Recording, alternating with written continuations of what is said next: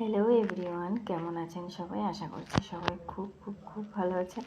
আমিও খুব ভালো আছি। আমি রেখা চলে এসেছি আর একটা নতুন ব্লগ নিয়ে।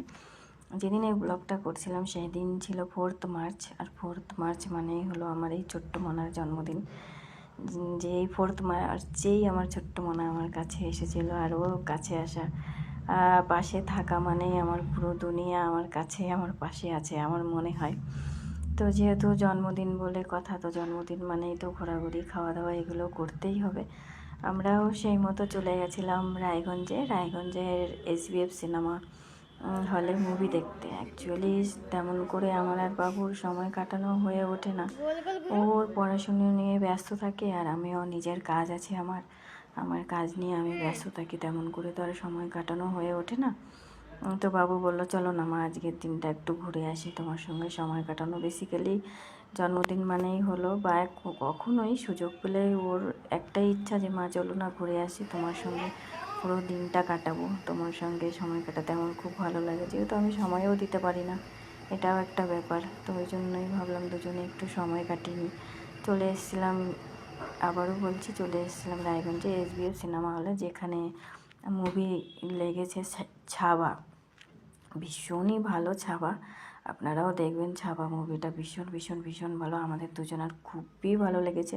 আর একটা জিনিস হলো রায়গঞ্জের SBF সিনেমা হলের এটা হলো ওয়াশরুম, যেটা ভীষণ সুন্দর ক্লিন, খুবই আমাকে ইমপ্রেস করেছে। তার জন্য আমি বললাম একটা ছোট্ট ক্লিপ তো নেওয়া যেতেই পারে।